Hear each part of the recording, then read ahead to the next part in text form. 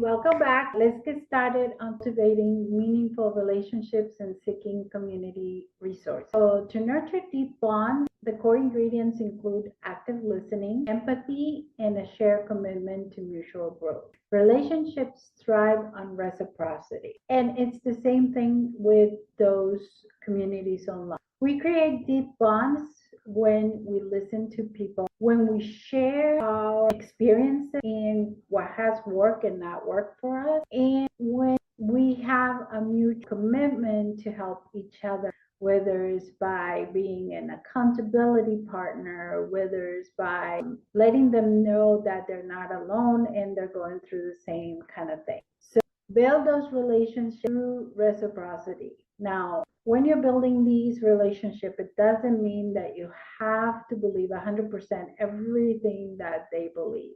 In our case, in our community, we share a strong belief that we can improve our lives and our health through lifestyle medicine and functional medicine principles.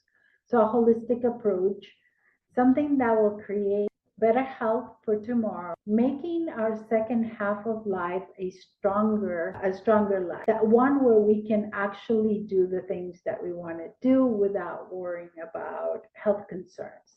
All right, so cultivating relationships. The foundation of any strong community lies in the depth and quality of the relations within it. And you really need people to participate and be active participants in the community in order to construct these strong foundations and these strong relationships. Cultivating these relationships is an art form sometimes. It's a process that goes beyond just a mere interaction, just a mere hello and goodbye. So we could have acquaintances, but that doesn't mean they are those deep, meaningful interactions that we're looking for. So again, the first thing you need is active listening. One of the cornerstones of deep connection is the art of active listening. And sometimes it's really hard to be an active listener. It's not just about hearing what the other person is saying, but genuinely trying to understand and absorb what they're telling. It's really being present in the moment. It's really listening, being fully present in the conversation and not thinking ahead of what your response is going to be.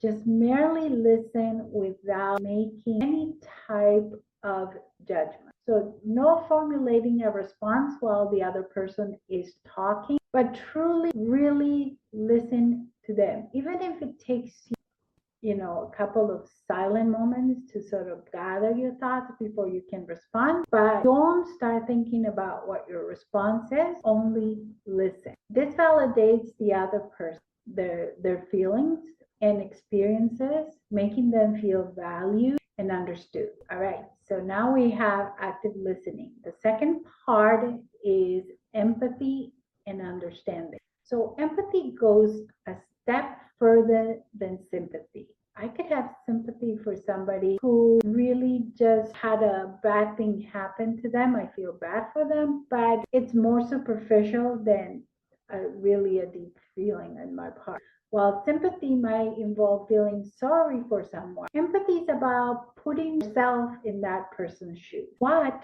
would I do if that happened to me? Could that happen to me? Oh my goodness, what would I do? It's an attempt to understand their feelings and perspective from a true feeling that you're understanding what they're saying. So demonstrating empathy in relationships helps build bridges. So it builds and it takes away gaps that may have been present in the relationship, fostering deeper connection. It's about saying, I feel with you. I truly feel with you, rather than I feel for you. Mutual growth, that's the third one. So mutual growth is a meaningful relationship. It's not just about support during challenging times, but also about growth, both individuals and collective. So a lot of people will have a relationship where they'll come and support someone when they're in need, which is great. It's beyond that. It's being there in the good times and the bad times, and it's there when both of you are growing and learning.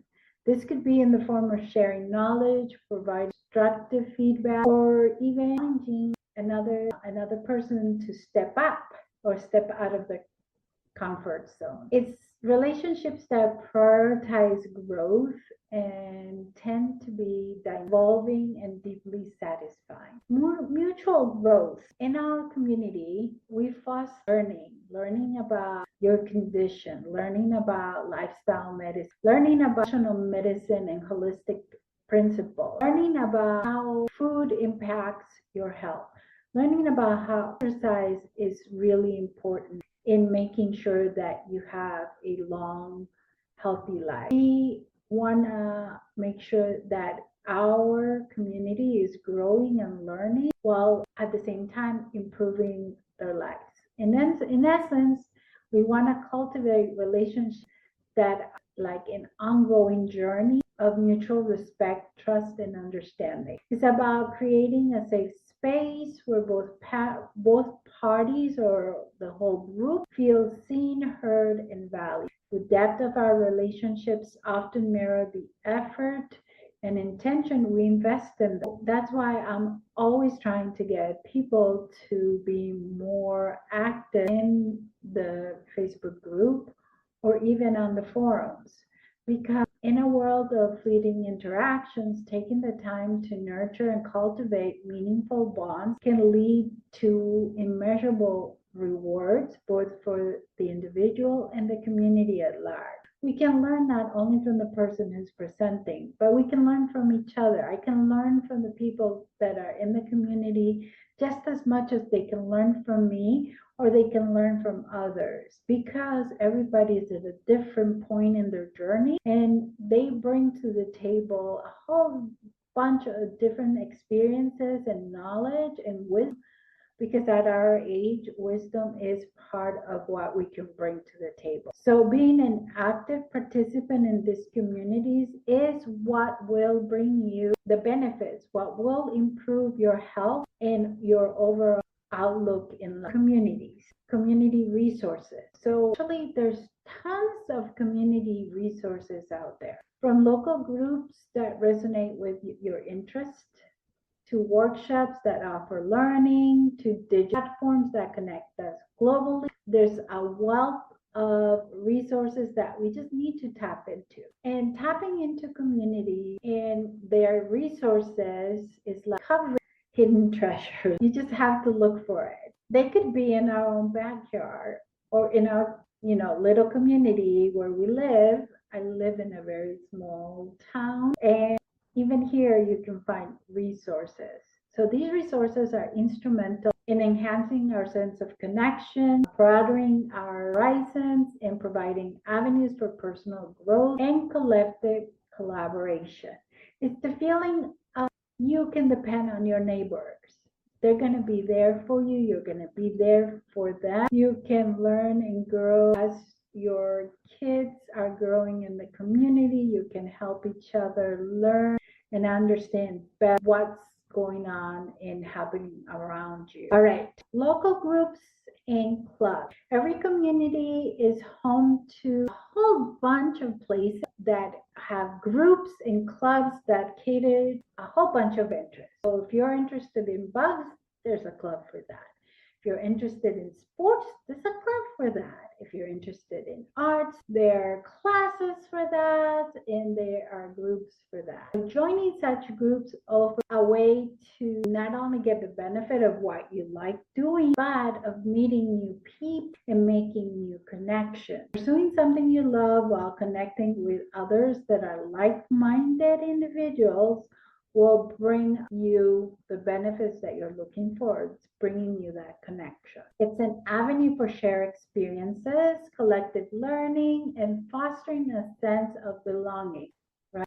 That sense of loneliness, even amidst all the technology that can connect us, all the people that are around us. I mean, the world is huge. There's millions and millions of us, and yet we feel alone because we don't have a sense that we belong in any place, which is really sad because there's so much out there. Shops and seminars. And again, We offer workshops here at Rex Health and Wellness. Other people also offer workshops and seminars. There are Facebook groups that offer a whole bunch of resources. There are resources and groups that you can connect through your health professionals, so your doctors or your therapists, your all the people that you see for your health. You can also connect through interests like politics, schools. If you have kids in school, there's a whole bunch of ways to do it. And then you can find all these workshops and seminars that you can take that are usually